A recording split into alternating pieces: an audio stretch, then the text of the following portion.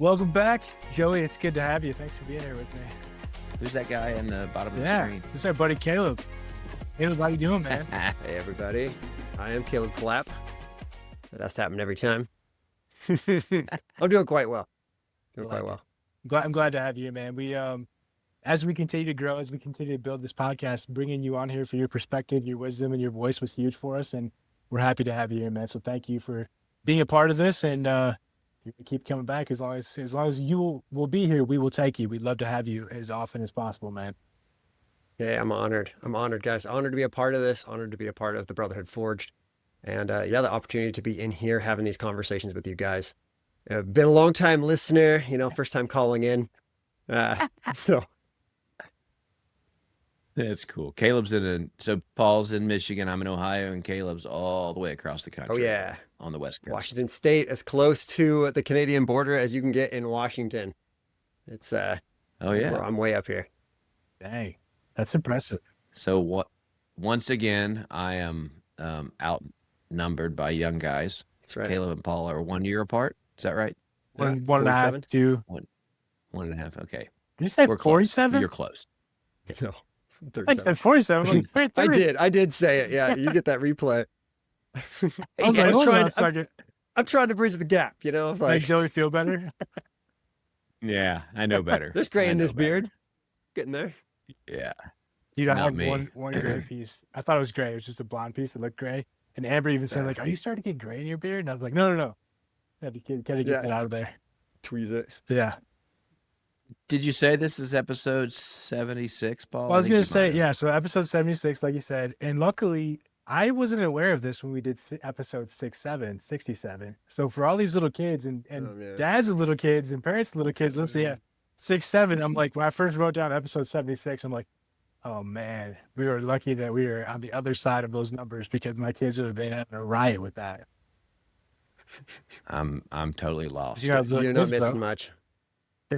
You need to inform the old guy at least real briefly. I don't know what you're There's not much to it. My understanding, it started based off a really, really bad rap song, in my opinion. I'm not trying to slander anybody, but the song is not very good, about LaMelo Ball being 6'7" and playing basketball.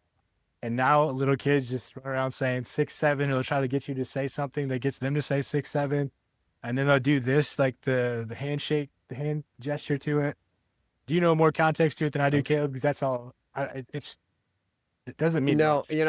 Even with my wife being in that world, with her career, like I have remained blissfully unaware of whatever is going on with that. I mean, I'm seeing it everywhere, but I have no desire to make that a part of my life.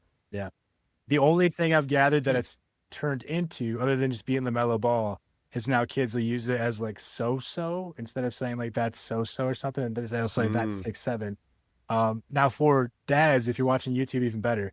I saw this on Facebook and I got my kids with it. They're blown away. So go to your kids, say high five, down low, reach up really high and say in heaven, and then say 6'7", and then your kids are like, oh. So to our listeners, try that with your kids. You'll get some brownie points. Nice. Try that with my 29-year-old. See how that works out. You might be hip to it. He might not. I don't think so. Nah, maybe not. So what are we going to do tonight? Conversation. Let's just have a conversation. Unscripted. We have a couple of questions, a couple of topics. We're just going to roll with it tonight, which is kind of what we're trying to start doing a lot more. Don't have a bunch of bullet points in front of us. We have 3 lines of text. And from that, you're going to have 3 different perspectives from 2 young guys and an old guy, but young at heart. That's right. I'm glad you added context to that, because we're going to talk about self-worth, and here you are, man, giving yourself negative labels because of your age. But I just said I'm older. That's just a fact, but I did say young at heart. So, well, let's roll with it, man. So here's the question we have, and we're going to discuss this, kind of how it relates to us and how it showed up this week for us in our life and in our call. Where does our culture tell men their worth comes from, and how is that message shaping the way we show up? It's pretty deep. It is deep. I say culture tells men that their worth comes from how much money they make, how successful they are, and however you want to determine success many people do determine success by job status, maybe athletic ability, those types of things. I agree. I think you said, did you say performance? Athletic ability, Job performance, performance. Yeah. yeah. So my thought is it tells us you're measured by or you're labeled by your performance over your presence. And I think that's where maybe not as Ooh, much now. I think we're seeing a pretty big shift in the way guys show up as dads. But I think for a long time it was like how much do you provide for your family opposed to how often do you show up to be present with your family. So I think there is a shift there, but I think it still is a pretty big thing because in some places, not at our house, my wife jokes that it took me a raise and a small promotion to finally make more money than her. But I don't care. That's awesome. I'm glad that she does that. But I think some places that's not okay, and some people still haven't gotten past that hurdle of like being okay with their wife making more money than them. Well, I'll tell you, I'm at the opposite end of that spectrum, and there is a societal pushback at that. So for the people who don't know me, I've been a stay-at-home dad for 4.5 years now. I left career kind of opportunities in order to just fix up houses and raise my kids so that my wife could have the career that she's been dreaming of. And so I got to be a kind of a supporting character in her epic story. And by doing that, I then suddenly had a 2-year-old and a 6-month-old at the playground as a guy, right? There's no mom groups for that. And the other men are kind of looking at me with what is typically a more assumed low value of like, oh, you had to stay home because you couldn't make enough money. And so I'm automatically pushed out of those environments as well. And so fortunately, I got into some really good masterminds and groups around that for support proactively before I hit that, because I had intentionally chosen this and I wanted to make sure that I reinforced that to myself. But that is a really real thing that men and women are projecting that onto men, that culture is telling us that our worth is coming from how hard are you working, how many hours are you putting in, what kind of toys are you bringing home.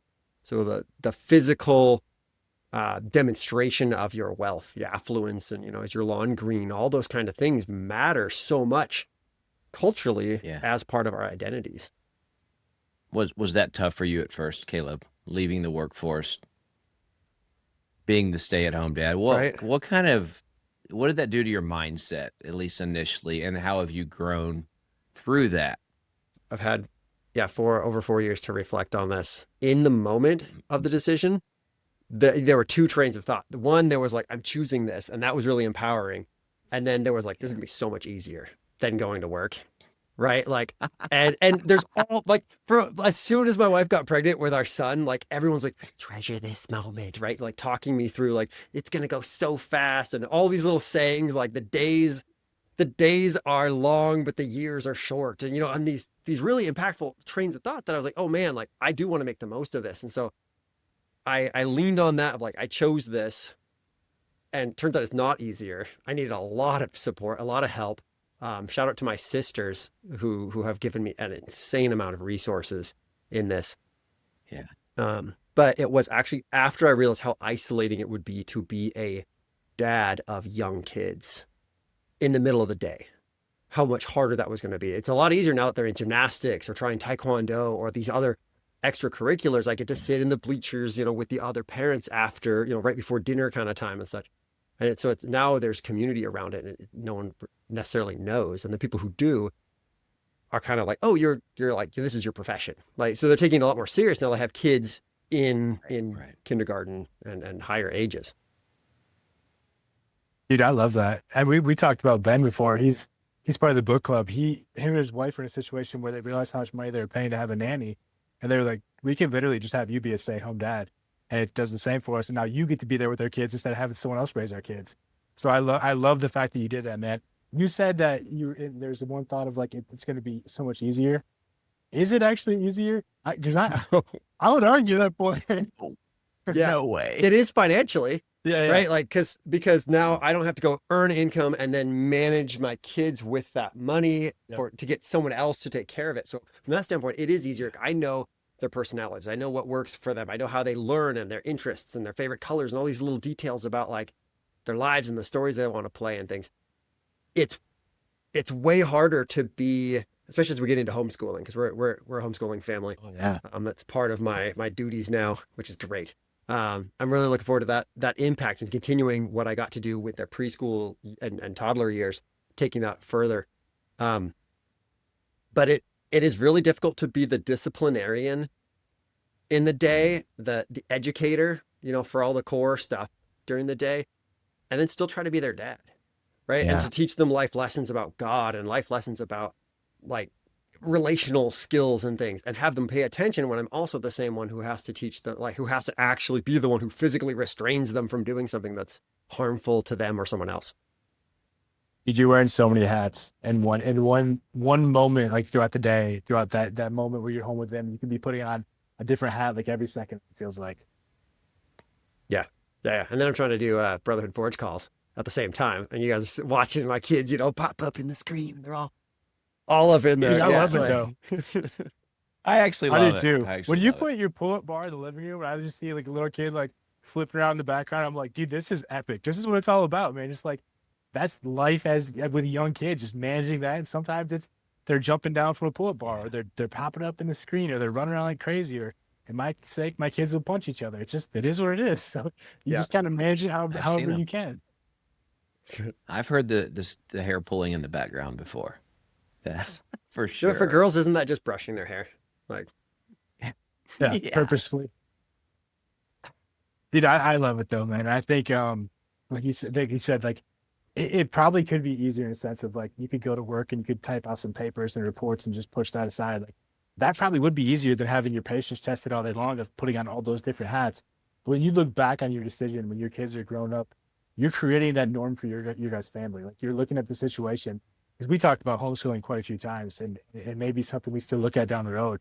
But I love how you can just like take societal norms, like we're talking about where culture says guys get their worth from. You're completely flipping that, and you're saying this is how our family defines that, and this is how I show up for my kids. So I absolutely love it. well, thank you. I hope that it gives other people, realization that it's possible, that there are other opportunities, other ways to do it. But going back towards the question itself, I mean, it was difficult societally, socially. It was difficult socially to go through that. Mm-hmm. And there is a lot of imposter syndrome or low self-worth that I had to fight through.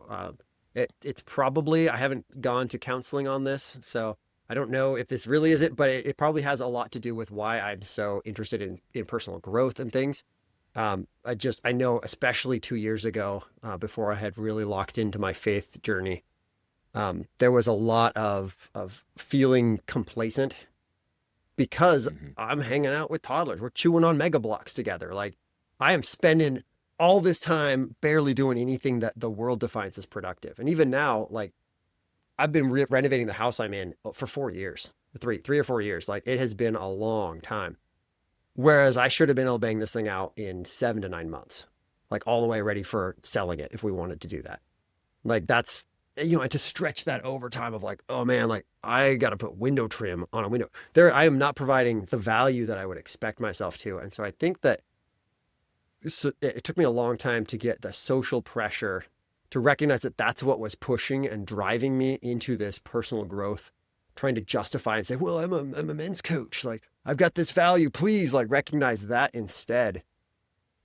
So you talk about the second half of the question, how is that message shaping the way we show up? For me, it became the catalyst into my self-improvement drive of like, hey, I chose this. Like, fortunately I already kind of knew how to self-improve, but it put a lot of fuel into it to try and prove to people that I was going to be worthy to be a stay-at-home dad.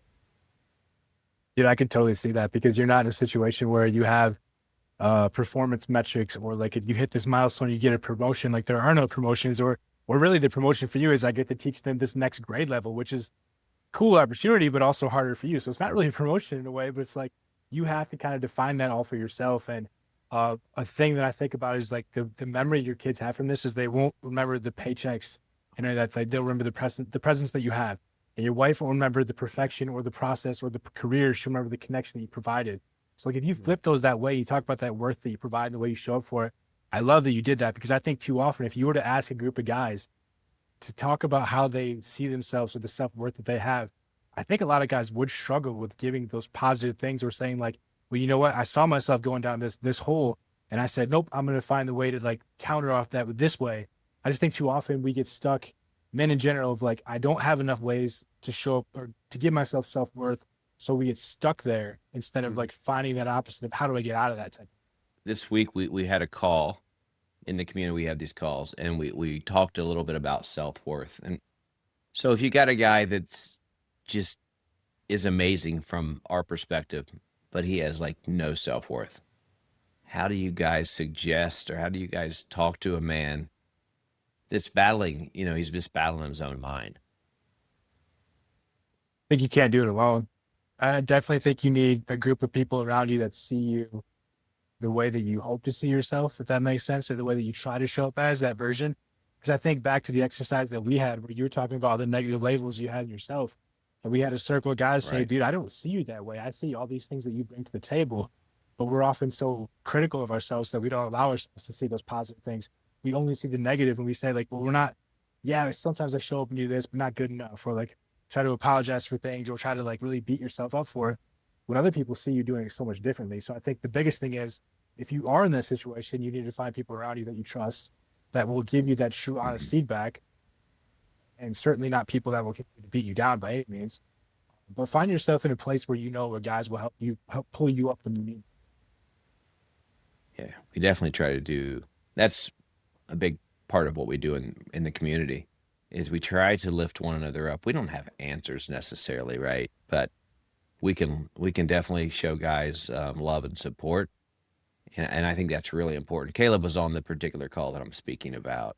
It was tough because we know this individual who's actually an amazing person, but he's not seeing himself as an amazing person. And he'll probably listen to this podcast, and that's okay, right? We're never going to call anybody out, but he's so much more than he gives himself credit. And what Paul talked about, the exercise that he and I had went through with another group of guys, actually about a year ago, and I was kind of in the same boat, just what I was seeing about from myself or what I recognized in myself was a lot of negative things.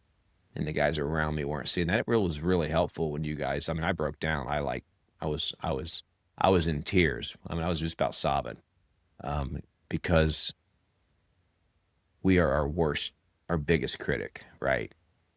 And it's so hard to turn that and be our biggest fan. I don't know if that's the way to put it, but believe in herself. It's tough sometimes. And Caleb is a mindset guru, kind of. Oh, don't set me up for like that. No way. No, but you've really worked on mindset. You've actually helped me through some things too Thank you. here recently. Yeah. And just actually before this call, he gave me some feedback on something that I do or say that is not the most positive. And I appreciate that. So I'm aware of that now. I wasn't even aware of it and how to reframe that. So on that topic, Caleb, you got any thoughts or words of wisdom? Yeah, I'm gonna loop back to what Paul brought up about. And you seconded on the community aspect of it, of having other men or women, or because this can happen in a church small group. This can happen in, right? Like I could get this from my park meetup group, but the affirmation that you can get from someone else, right? Or that blind spot check that you can get from someone else where they say, hey, like, you're not being very nice to yourself.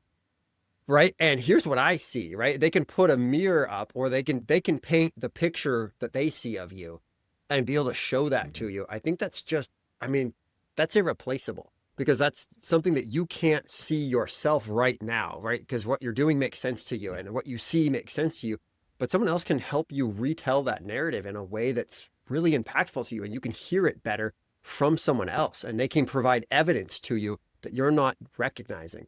And so getting that from someone else, I really do think that that's one of the most powerful ways to do it. And it takes a lot of vulnerability to open yourself up enough to be known well enough so that the people can reflect back to you, right? Because you can paint your own picture and only show that to someone, but they might know, like, oh, this doesn't really feel real, right? I know this is a picture. I know you painted this. Like, I want to know what's going on behind it. And that takes a lot of time. right? And so people who show up, it's my first counseling session, I need answers. It's like, it might not work that way, especially in like a group, like a small group or someone where they need to learn who you are. They need to learn how you need to be loved, and they need to learn how to package that message that's really going to impact you. The hard part is so many guys, and all three of us have talked to many guys that don't even have one man that they can lean in on. And there's some guys in our group that when they joined and I met them, they would said, I don't have a 3 a.m. guy, everything's going wrong and I'm in a bad place and I need to call someone. Paul and I have talked about this in the past, but you need to, that's so important. That's so important. And it's something that needs to be developed, right? It doesn't just happen, but you got to put some effort in there. So community is so important. Two things. Your first one right there, that 3 a.m. person. One thing that I love that you do, if you have that 3 a.m. person, show them gratitude. Have gratitude for that person. Give them text messages. The voice messages that you send out to people, those are powerful, dude. So it's like, you can have that 3 a.m. person, but don't take that for granted either, because like we just said, a lot of guys don't have that. So really keep building that relationship and keep that relationship close. And then one thing that Caleb talked about too, like being vulnerable, you also have to have an open mind and a growth mindset, because if you only see things the way that you do, and that doesn't feel right, you have to allow yourself to say, okay, something's got to change, and it has to start with me and the way I see this.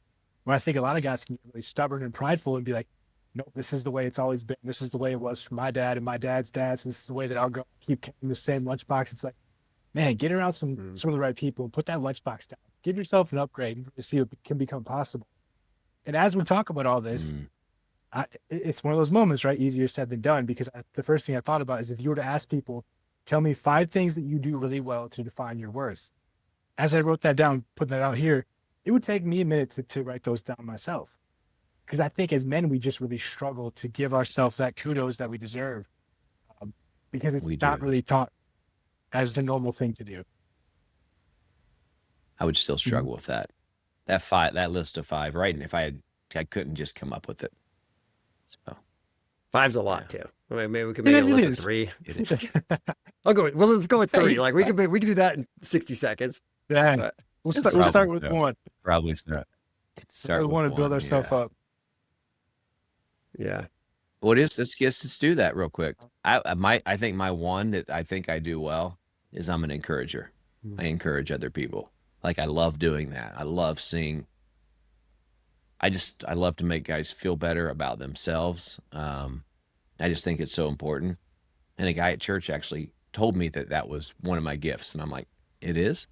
He goes, yeah, you call guys, you text guys, you're always checking in on people. And I'm like, it's because I care. Like,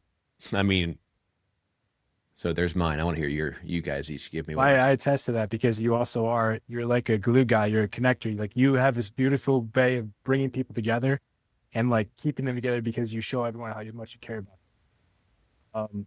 Mine, I think that I for the most part, I'm pretty in touch with like people's emotions around me. Anyway, but sorry, if you think guys. of it that way, it's probably not a thing that most men would say that they're proud of. But I think that I can be very in touch with like how the way I say things, how will that make someone feel, or how do people say things that make them feel around me, and like trying to deliver it a different way. Because we go back to one of the first episodes we had with my cousin Josh. I believe this in my heart forever, for the rest of my life. People never forget the way that you make them feel. And that can always just be the way that you deliver a message. It can go really wrong, or it can go really well if you put some thought to it. So I think that one of the things, I'm very thoughtful. I guess is a good way to kind of. I would agree. Just being on tons of calls with you.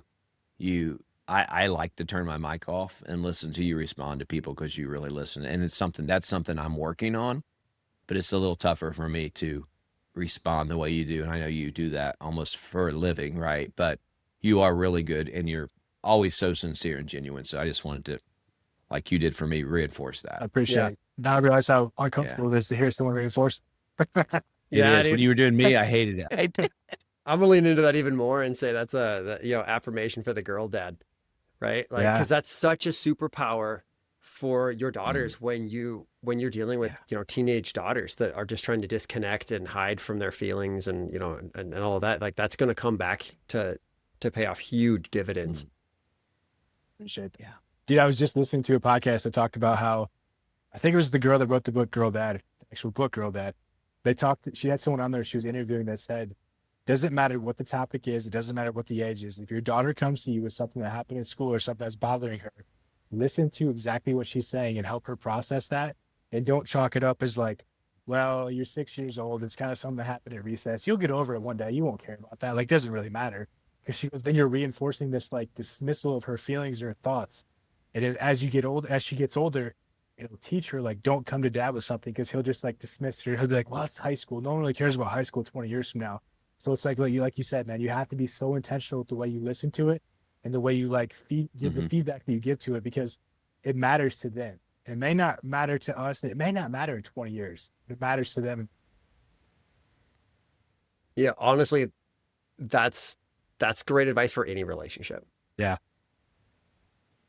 Like my friends are going to be way more vulnerable or way more they're going to approach me more with more issues if I cared that their fence blew over, right? And I sat there and listened to them complain about it, when really in my heart I'm just like, dude, let's just go fix it.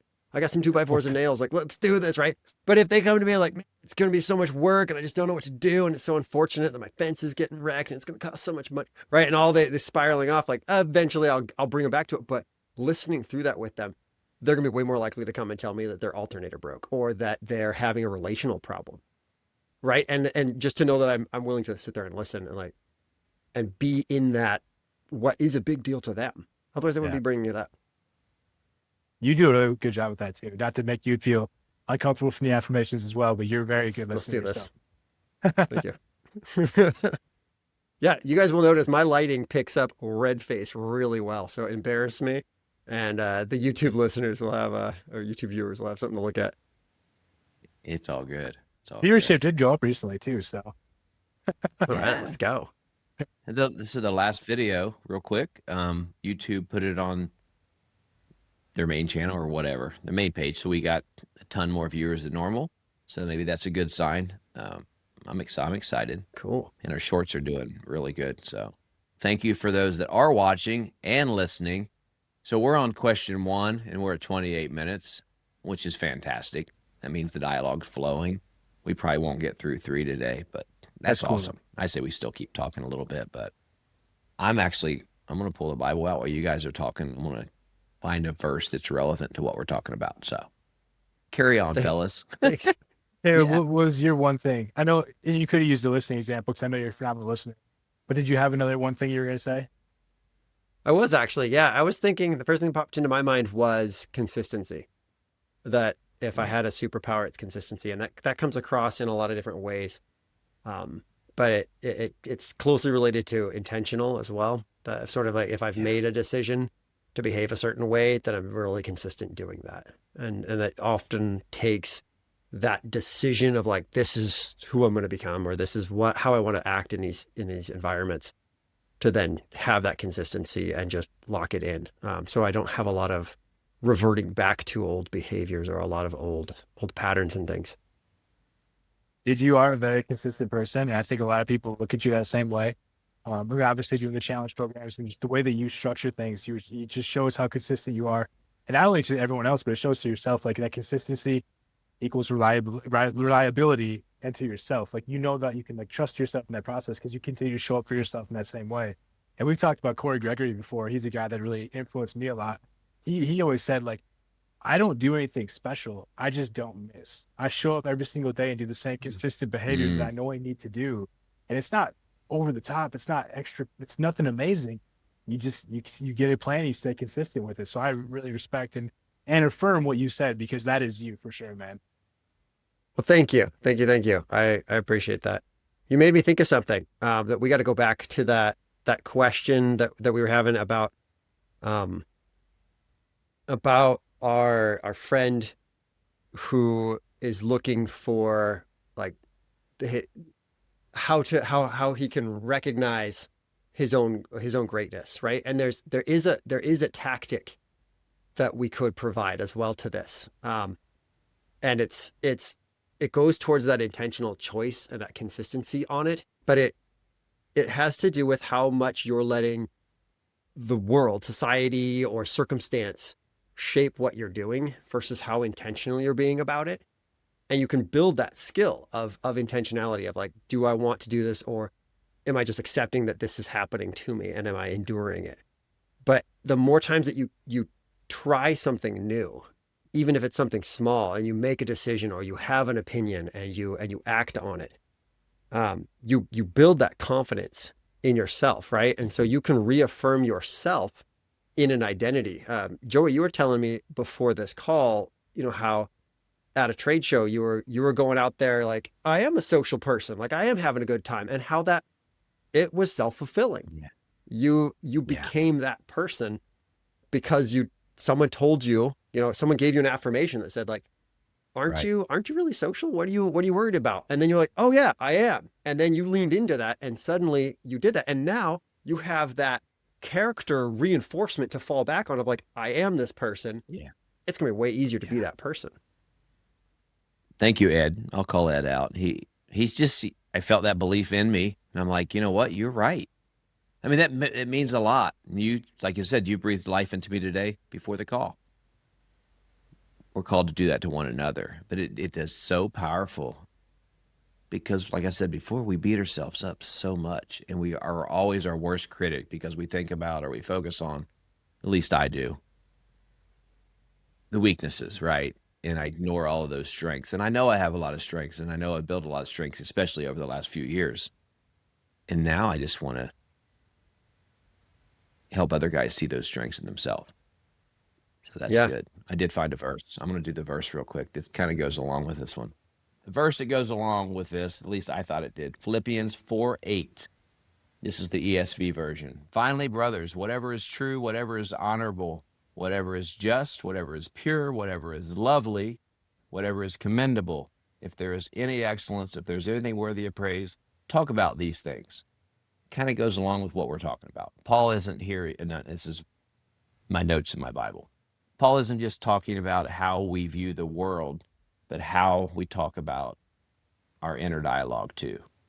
Fill your mind with what is true and worthy of praise, including the truth of who we are in Christ. If your self-talk wouldn't come out of Jesus's mouth, it shouldn't stay in your head. I think that's a great reminder because Brotherhood Forge is a Christian community. That's not faith-based. It's Christian. It's not religious. It's Christ followers, right? That's what we are. So we always try to find a verse that kind of goes along with what we're talking about. It was on the fly tonight because we didn't know where this conversation was going to go. Any thoughts or reflections on that, guys? I'd put you on the spot, but because you didn't know that was coming. Typically, you would know it's coming, but I think it's really relevant. Yeah. Sorry, you go ahead, man. I may cut you off. I was just gonna say, I think it's really relevant. I don't really have any additional reflection to add. yeah. No value. Sorry, you cut that out too. Oh no, you're good. You're good. It is relevant. We're not cutting that out. No, we won't cut that out. It is relevant. I think it goes to the fact what you said. If it wouldn't come out of Jesus' mouth, it shouldn't come out of ours. Yeah. If it shouldn't. Yeah. If it. Where was I at? Yeah.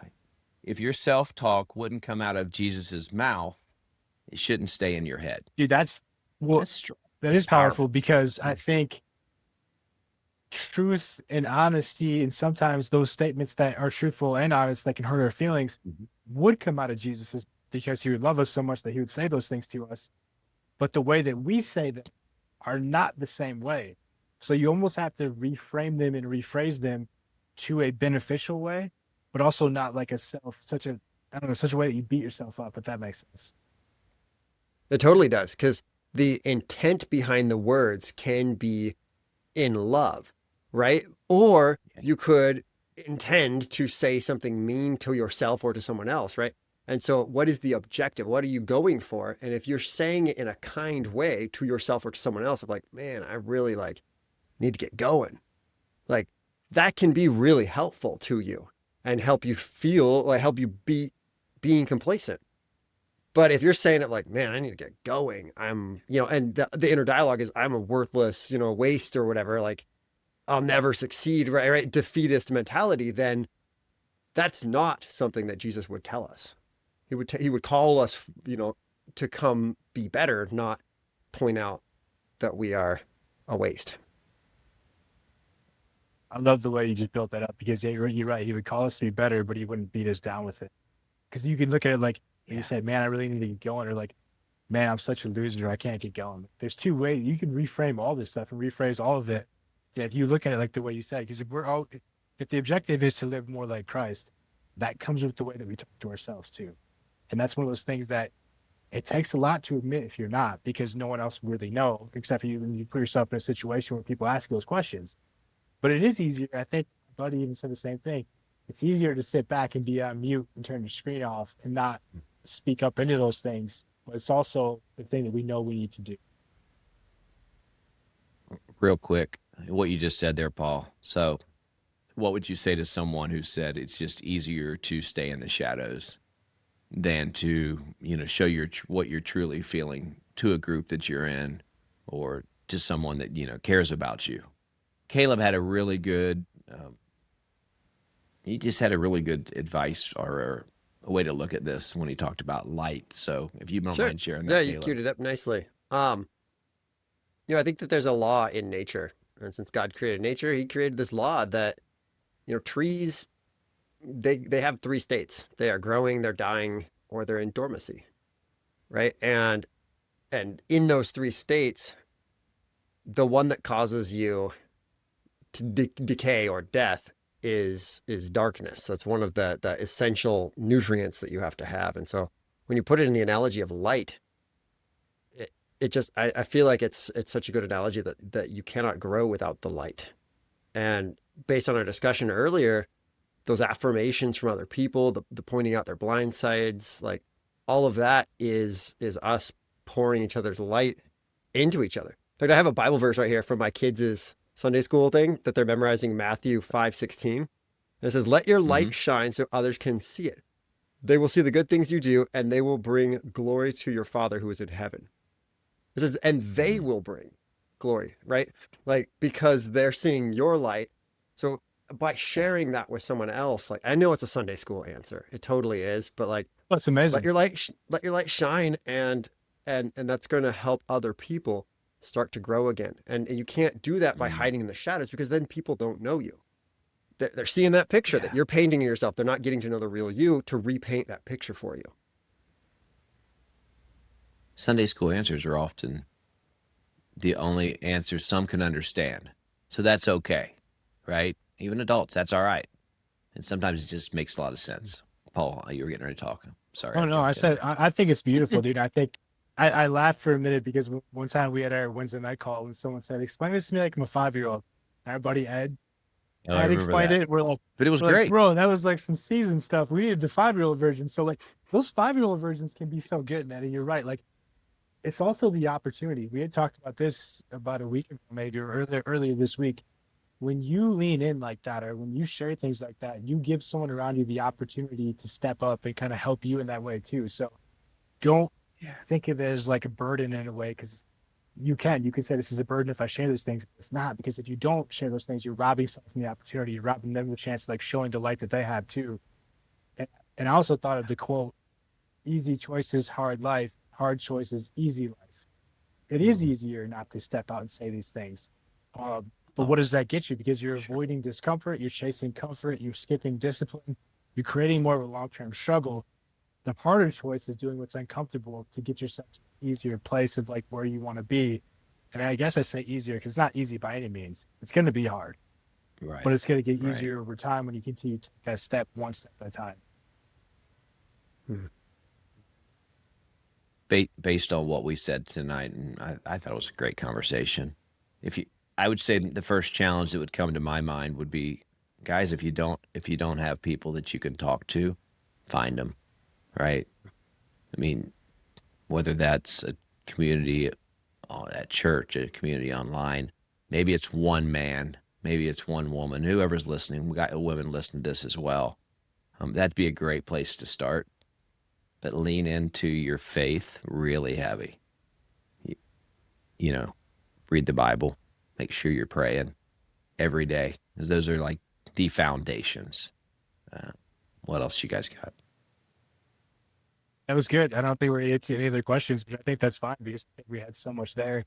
And Yeah. the other thing too, when you said find those people, but back to what I said earlier, if you have those people, make sure they know how much you appreciate. That's so important.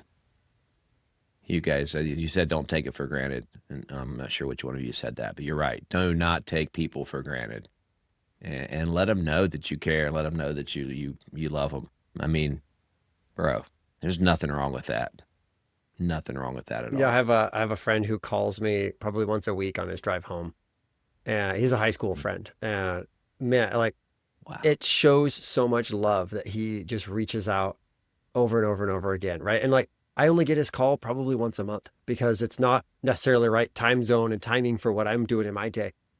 But he keeps Sure. doing it, and I always make sure to send him a message back. I'm like, bro, I can't talk right now, but I so appreciate and love that you're doing this, right? And honestly, like he has kept our friendship alive by doing that, and it means so much to me that he does that, right? And because of that, he has someone he can call at 3 a.m. I will answer that phone if I see like this is an emergency call, and oftentimes I give him that opportunity by sending that text back of like, hey, what was this nudge for?